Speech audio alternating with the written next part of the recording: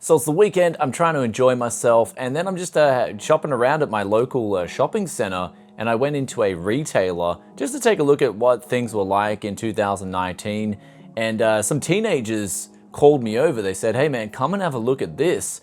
This is a PC that they're trying to sell here for nearly 1,600 Aussie dollars, which is about 1,130 US dollars. And so as I'm walking over, I'm thinking to myself, well, it's probably a retailer. They're probably charging a few $100s more. They offer the in-store warranty and better service, and they can help you pick the PC you need. And then I stopped and I paused when I saw it, and I almost had a heart attack because this PC had a graphics card in it that was nearly 5 years old. This is a GT 730. And furthermore, it's not just a graphics card that's over 5 years old, it's like the lower end of that 5-year-old spectrum. Not to mention they don't state which of the 3 models it could be, because 2 of them have DDR3 memory. That's right, on a graphics card, there is DDR3 memory in a PC that's being sold in 2019. Now, some of the other specs on this PC are questionable, like 8 gigabytes of DDR4 memory, and there's some other things that we'll take a look at later. And also, if you're in the market for a brand new PC, I'll give you guys some hints and suggestions on what you can do instead of getting ripped off like this PC that we're seeing in the photo here. But with that aside, I've got a GT 740 here, which is actually a step up from the GT 730 they're putting in that PC, and we're gonna quickly boot it up and see if it can play a title like Apex Legends at 1080p high settings, which I'm sure is what you would expect if you're forking out this kind of money on a brand new system. Let's check it out.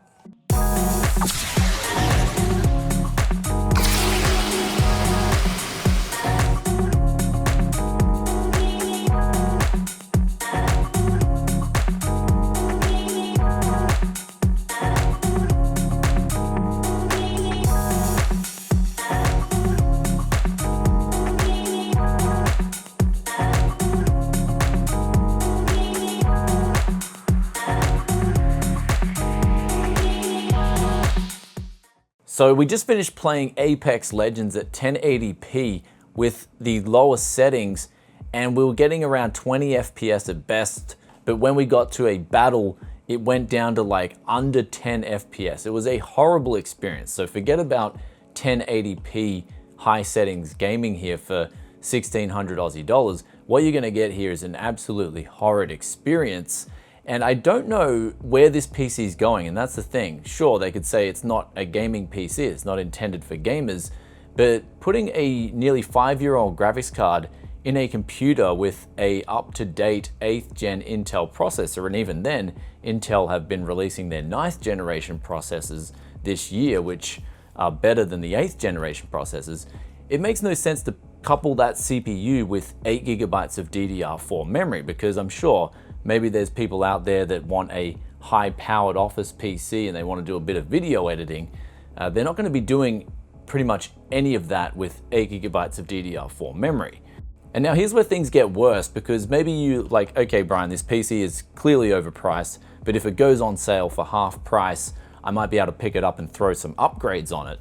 And this is where the bad news comes in, because it's a Lenovo PC and it's past the 4th generation of Intel processors. Essentially, after the 6th generation, Lenovo, I believe, put a heap of sensors in the actual power supply units in the computers themselves. And now this stopped people from essentially changing the power supply around and putting it in a different case, where if they did that and they managed to somehow still bypass some of the proprietary adapters, they'd still find themselves with a motherboard that didn't turn off properly or had all these errors. So this is pretty much a proprietary system from the ground up, in that you could probably only upgrade the memory to 16 gigabytes or maybe 32 if you're lucky, and put in a middle range graphics card that is still of low power consumption, something like maybe a 1660 Ti. But other than that, if you guys are in Australia and you're looking for a new gaming PC, you want the warranty and you don't want to have the hassles of building something yourself, well, on eBay there's people selling gaming PCs that'll perform much better in games. For instance, one seller for under 500 Aussie dollars, which is like 350 US, you can get something with an RX 570, 8 gigabytes of RAM, a Ryzen 3 2300X, as well as something that will be upgradable. So this sort of value for money compared to the 1,600 Aussie dollars that you're seeing here is a night and day difference. Now keep in mind, I believe with the eBay PC, you'll still have to add Windows 10 on, which is some additional cost. But even if you're just after the i7-8700, you're like, look, I just want to have a gaming PC with an Intel 6-core processor, there's other sellers that are selling for around $1,140, pretty much the same thing, but with a GTX 1060, so you can save nearly $500 and still have a much better gaming experience. Anyway guys, in closing out, let us know in the comment section below what you think of a PC like this with this kind of specs. I think this day and age in 2019, this kind of stuff has to stop. And now I do get it with retailers. They do charge more because they have to employ staff, they have bricks and mortar stores that require a lot more cost than that of an online store. But at the same time, this is just on another level of not practical for anyone whatsoever. I'd even like to see them maybe put on another $400 on the price tag and just beef up the specs like the graphics card and the memory. Then I wouldn't have had such a problem. And even the PC and the photo beside that is still very questionable in terms of its value for money. And I believe that PC beside it will perform better than the GT 730 too, off the top of my memory. But besides naming and shaming the retailer, I'm not going to do that. I sort of want to give them feedback and have them read the comments and see if they can improve on their product, because I believe in 2019, consumers are not that stupid. They're going to see this and they're not going to be fooled by this. And at the same time, they're just giving their own brand a bad reputation by trying to pull off stunts like this.